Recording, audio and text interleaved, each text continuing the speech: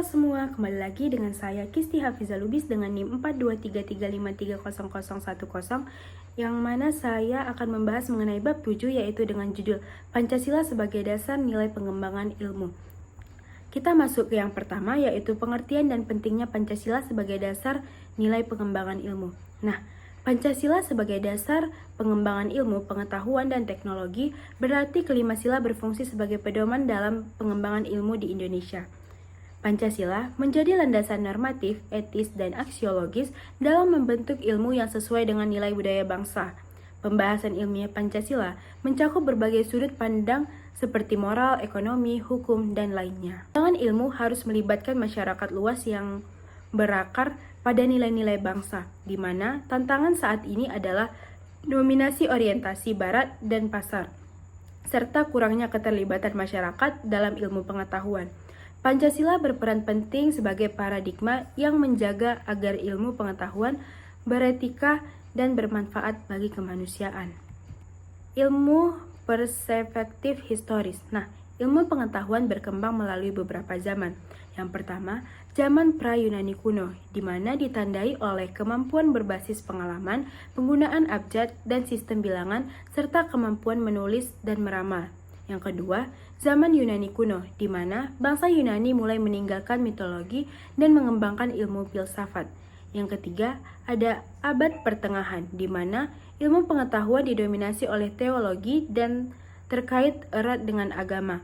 Yang keempat, zaman Renaissance, di mana kebangkitan memiliki pemikiran bebas dari dogma agama. Dengan kemajuan di bidang astronomi, dipelopori tokoh seperti Copernicus dan Galileo. Yang kelima ada zaman modern, ditandai dengan banyak penemuan ilmiah yang melanjutkan perkembangan dari zaman sebelumnya. Yang ketujuh ada zaman kontemporer, di mana ditandai dengan kemajuan teknologi dan teori ilmiah seperti yang berkembang sampai zaman sekarang. Kita masuk ke pengertian dan ciri-ciri ilmu. Nah, di sini itu pada slide yang saya tampilkan terdapat gambar yang mana ada hubungan antara pengetahuan ilmiah, persoalan ilmiah, dan penjelasan gaib yang dijelaskan melalui diagram segitiga yang terdiri atas 3 tingkatan. Nah, di mana gambar di sini itu, menurut Delian Gill pada 1987, terdapat 2 cara manusia yang memahami dunia, yaitu pengetahuan ilmiah atau scientific knowledge dan penjelasan gaib atau mystical explanation. Di mana tingkatan pertama itu yaitu pengetahuan ilmiah yang berisi tentang kumpulan hipotesis yang telah terbukti sah. Yang kedua itu ada persoalan ilmiah, hipotesis yang dapat diuji tapi belum dibuktikan sah. Dan yang ketiga ada penjelasan gaib, yaitu hipotesis yang tidak dapat diuji kebenarannya.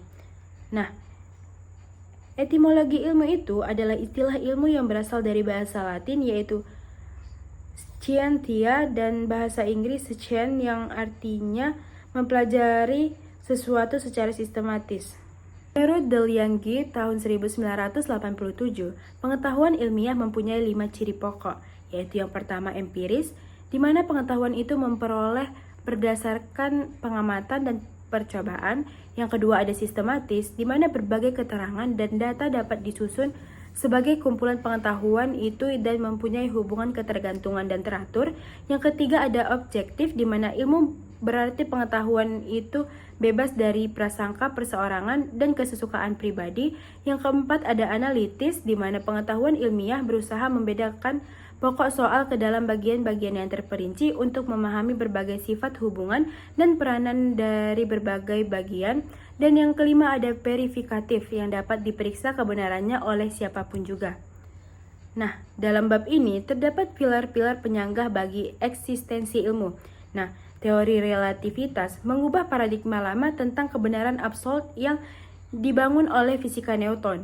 Ilmu pengetahuan sekarang dipahami sebagai pengetahuan yang tidak abadi, selalu berkembang meskipun didasarkan pada prinsip objektif, rasional, dan metodologis serta dengan empiris. Ilmu didukung oleh 3 pilar filosofis, yaitu yang pertama ontologi, yang mempelajari mengenai keberadaan atau eksistensi dengan mempertimbangkan aspek kuantitas atau monisme, dualisme, pluralisme, dan kualitas. Yang kedua yaitu epistemologi yang berkaitan dengan sumber dan cara memperoleh kebenaran, serta metode dan proses ilmiah. Nah, yang ketiga ada aksiologi yang mengkaji nilai etis, moral, dan religius dalam pengembangan dan penerapan ilmu. Ketiga pilar inilah yang saling mendukung dan membentuk perkembangan ilmu pengetahuan. Lalu kita masuk ke problema etika ilmu. Nah, ilmuwan dalam mengembangkan ilmuwan pengetahuan dan teknologi harus memperhatikan martabat manusia, keseimbangan ekosistem, serta bertanggung jawab pada kepentingan umum dan generasi mendatang.